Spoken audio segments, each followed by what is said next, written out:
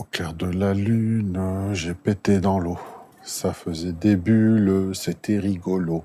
Bonjour à tous les handicapés des reviews. Alors aujourd'hui, on va parler des micros DJI toujours, dans ma quête de micro lavalier. Là, c'est un tout petit peu différent. J'ai essayé de taper un petit peu dans le plus haut de gamme. Pour le coup, j'ai acheté des kits, donc chez Felt Communication. En Felt Communication, ils vous livrent en réalité de quoi vous faire des micros. Il faut savoir que c'est pas cher. Ils vous livrent tout, c'est-à-dire tout le nécessaire pour vous faire un kit DJI stéréo à base de capsules Primo.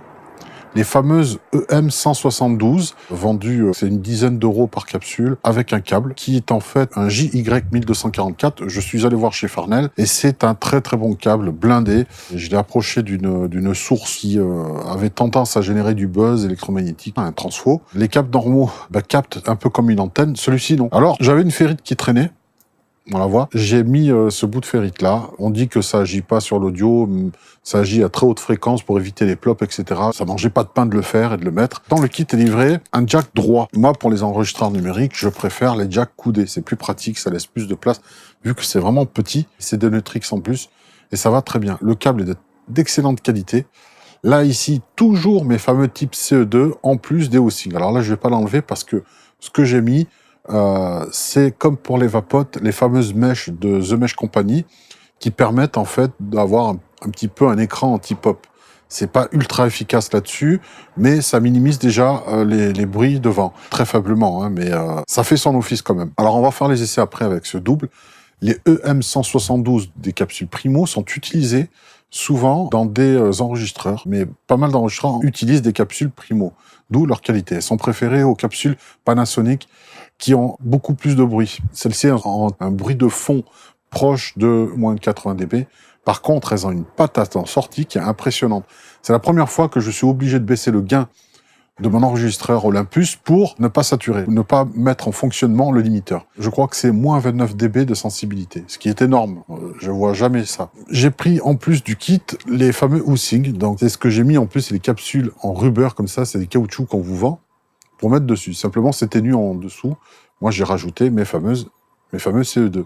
Alors, comme c'est omnidirectionnel, ça ne change rien au son. J'ai essayé sans, et avec les CE2 à l'arrière, ce sont des capsules complètement bouchées derrière. Il y a juste les pattes de soudure, et devant, c'est omnidirectionnel, ça prend tout. Mais quand même, il y a quand même une meilleure brillance quand on parle en face que quand on parle derrière, alors que c'est censé être omnidirectionnel, donc n'avoir aucune différence. Mais c'est plutôt autour, plutôt qu'autour comme ça, vous voyez. Donc, de cette manière-là, on arrive à avoir un son identique, et c'est fabuleux. Il y a moyen aussi sur le site de demander des capsules appairées. Franchement, je crois que c'est un peu de l'enculage de mouche que de vouloir faire appairer, surtout quand on voit la qualité des préamplis des enregistreurs. Il n'y en a pas un qui vaut vraiment des studios, parce que derrière, on est toujours en train de traiter le souffle pour l'éliminer. Donc, il me semble évident, dans notre quête, dans ma quête en tout cas, de l'excellence des micros, il faut rester dans des proportions raisonnables. C'est pas un studio, ça vaut pas les préamplis Sonos, Axe, etc., les prises de son de cinéma. Les préamplis qui sont dans les enregistreurs sont des préamplis de merde, on va le dire franchement. Et mettre de super bons micros et vouloir absolument les appairer, c'est juste pas cohérent, voyez. Donc, j'ai pas demandé l'option de capsule appairée parce que ça coûte un peu plus d'argent. Alors, c'était pas par souci d'économie, mais simplement par cohérence. Alors, dans les housings, dans ce qui permet les rubbers, là, le truc en caoutchouc, c'est souple, ça fait un premier choc mount avant de le mettre dans une capsule quelconque, dans un tube ou autre. Vous avez ce type de housing aussi qui est là, voyez. Donc, c'est la même chose, mais au lieu d'enrober comme ça, comme une tasse de café, là, c'est un tor, une sorte de tor qui a une extrusion sur le côté, comme pour être attrapé, vous voyez. Je peux rentrer les deux ongles à l'intérieur. Et ce housing-là est bien, c'est des capsules de 10 mm. J'ai essayé de mettre un mesh de The Mesh Company que j'ai inséré dedans, qui est en fait une sorte de filtre anti-pop-up miniature, vous voyez, par rapport à l'original.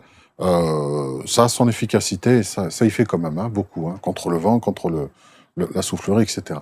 Il y a aussi de livrer avec un ridicule petit bout de gaine thermorétractable.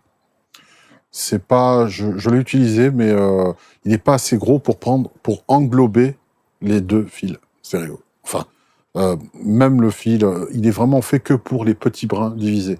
La masse et le fil blanc et le fil rouge qu'il y a chacun par paire des deux côtés. Voilà en ce qui concerne les EM172. patate de fou, bruit de fond extrême. Mais par contre, on leur reproche d'avoir un son pas très brillant dans les aigus, c'est vrai. Mais ça se corrige très bien au traitement. Ça supporte, la matière est consistante, elle est bien. Et le fait que ce soit omnidirectionnel, il y a des graves un peu exagérés. Par contre, j'ai testé en intérieur, c'est une catastrophe. Ça prend tellement bien l'environnement, c'est tellement sensible, ces micros sont tellement sensibles et précis, entre guillemets, pour des 10 mm, toute proportion gardée évidemment, que ça a tendance, il faut le dire, à prendre toute la réverb d'une pièce en intérieur. J'ai pas essayé encore en extérieur, ça va être la première fois, on va faire l'essai tout à l'heure.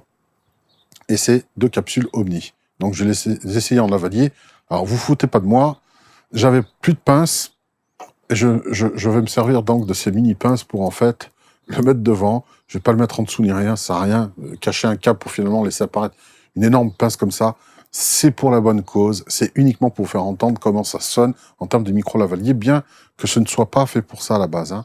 C'est vraiment fait pour faire de la captation de nature, du field recording en fait. Il y en a qui s'en servent pour capter des bruits de son de la nature, etc. Ça, ce sont les capsules EM172 de chez Feld Communication. Je mettrai l'incrustation, évidemment. Maintenant, le micro sur lequel je suis en train de parler est aussi de chez Primo, et c'est un EM184. La différence avec les EM172, c'est que c'est un cardioïde. Mais il va très bien en termes de micro lavalier, il pique moins l'environnement. Ils sont très sensibles, là il n'y a pas de bonnette, j'ai pas envie qu'ils vendent, donc la moindre brise a tendance à faire un rumble énorme. Par contre, je suis surpris du son. Là c'est du wide range, il descend bas dans les graves, il va haut dans les aigus, la réponse en fréquence est très étendue, mais je crois qu'en fait la sensibilité, au lieu de moins 29 dB pour les EM172, il me semble, on verra sur l'incrustation, on pourrait vérifier, c'est moins sensible, mais ça reste correct. C'est suffisamment sensible pour que ça prenne bien le son. Le son est plus hi-fi, parce que c'est cardioïde, il y a moins... je sais pas, j'ai l'impression d'avoir plus d'effets de proximité de boomy dans les EM172 que le EM184 que j'utilise actuellement. J'ai fait aussi l'achat, alors je vous montre, d'un tube plastique. Et ce que je vais faire, je vous promets rien, peut-être que je ferai une review là-dessus. Je vais au hasard parce qu'il n'y a pas de plan, il n'y a rien pour se faire un mini shotgun à base de micro-électrètes de capsules 10 mm. Ça permet de pouvoir faire les stries qu'on veut à la scie, comme ça, et créer un tube à interférence pour essayer de me faire mon propre shotgun DIY. Il semblerait que sur le web, avoir un plan d'un shotgun est mission impossible. J'ai cherché de partout, même les Américains, pour le coup, là, ici, sont aussi des handicapés, et n'ont pas matière à donner là-dessus. Pourtant, je pense qu'il y a certains plans qui ont dû tomber dans le domaine public, mais j'en trouve pas. Ça se partage au compte-gouttes, voilà. Alors, avant de passer au comparatif entre le EM184 et EM172, ce que je vais faire avant, c'est vous lire un bout de texte. Je lirai exactement le même texte avec les EM172 et il y aura 4 versions. On commence par le EM184. Imaginez, un homme vous sauve la vie, en échange de votre engagement de faire tout ce qu'il vous demande, pour votre bien. Le dos au mur, vous acceptez et vous vous retrouvez embarqué dans une incroyable situation où tout semble vous échapper. Vous n'êtes plus le maître de votre vie, et pourtant, à bien des égards, elle est plus excitante qu'auparavant. Imaginez, un homme vous sauve la vie, en échange de votre engagement de faire tout ce qu'il vous demande, pour votre bien. Le dos au mur, vous acceptez et vous vous retrouvez embarqué dans une incroyable situation où tout semble vous échapper. Vous n'êtes plus le maître de votre vie, et pourtant, à bien des égards, elle est plus excitante qu'auparavant. Imaginez, un homme vous sauve la vie, en échange de votre engagement de faire tout ce qu'il vous demande, pour votre bien. Le dos au mur, vous acceptez et vous vous retrouvez embarqué dans une incroyable situation où tout semble vous échapper. Vous n'êtes plus le maître de votre vie, et pourtant, à bien des égards, elle est plus excitante qu'auparavant. Imaginez, un homme vous sauve la vie, en échange de votre engagement de faire tout ce qu'il vous demande, pour votre bien. Le dos au mur, vous acceptez et vous vous retrouvez embarqué dans une incroyable situation où tout semble vous échapper. Vous n'êtes plus le maître de votre vie, et pourtant, à bien des égards, elle est plus excitante qu'auparavant. Imaginez, un homme vous sauve la vie, en échange de votre engagement de faire tout ce qu'il vous demande, pour votre bien. Le dos au mur, vous acceptez et vous vous retrouvez embarqué dans une incroyable situation où tout semble vous échapper. Vous n'êtes plus le maître de votre vie, et pourtant, à bien des égards, elle est plus excitante qu'auparavant. Imaginez, un homme vous sauve la vie, en échange de votre engagement de faire tout ce qu'il vous demande, pour votre bien. Le dos au mur, vous acceptez et vous vous retrouvez embarqué dans une incroyable situation où tout semble vous échapper. Vous n'êtes plus le maître de votre vie, et pourtant, à bien des égards, elle est plus excitante qu'auparavant.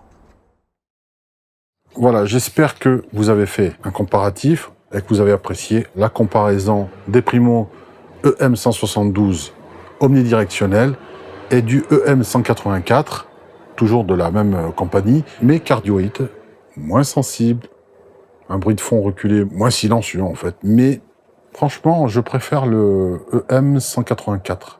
Je le trouve beaucoup plus naturel que les EM172.